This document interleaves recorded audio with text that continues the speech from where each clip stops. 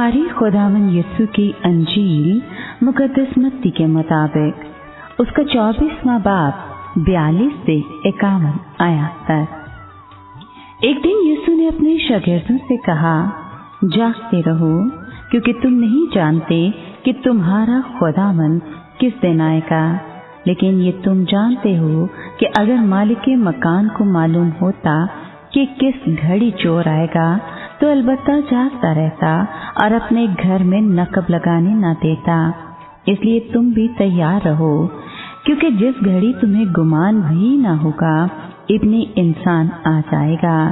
बस वो वफादार और होशियार गुलाम कौन है जिसे उसके आका ने अपने घराने के लिए मुकर्रर किया, ताकि वक्त पर उनको खाना खिलाए। मुबारक है वो गुलाम जिसे आका आकर यूं ही करता पाए।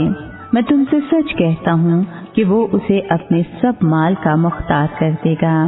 लेकिन अगर बुरा गुलाम अपने दिल में कहे कि मेरे आका के आने में देर है, और अपने हम खिदमतों को मारने लगे और शराबियों के साथ खाए पिए, तो उस गुलाम का आका ऐसे दिन कि वो इंतजार न करता हो और ऐसी घड़ी कि वो ना जानता हो आ मौजूद होगा और उसे काट डालेगा और रियाकारों के साथ उसका बखरा कर देगा।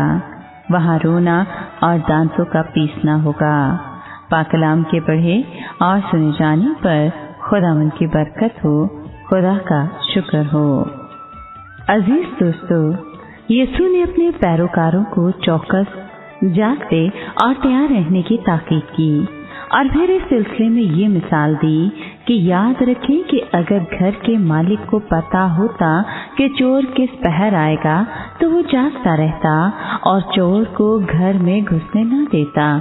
इसलिए आप भी तैयार रहें, क्योंकि इंसान का बेटा ऐसे वक्त पर आएगा जब आपको तवक्को भी नहीं होगी। फिर यीशु ने एक ऐसी मिसाल दी जिससे उनके पैरोकार उम्मीद बांध सकते थे।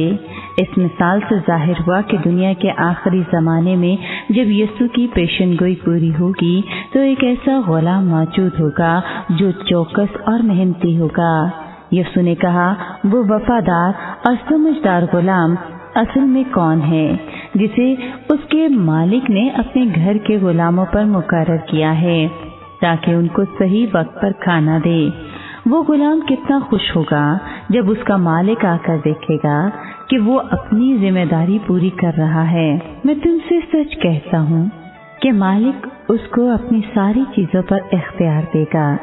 लेकिन अगर कभी वो गुलाम बुरा बन जाए और दूसरे गुलामों के साथ बुरा सलूक करने लगे, तो उसका मालिक उसको बड़ी सख्त सजा देगा।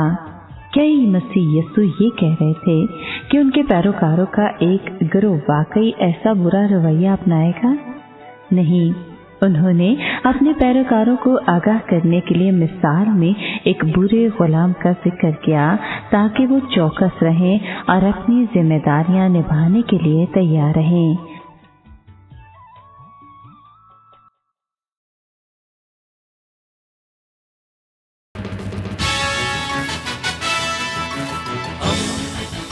दोस्ती का पैगंबर, रेडियो वेरितास एशिया।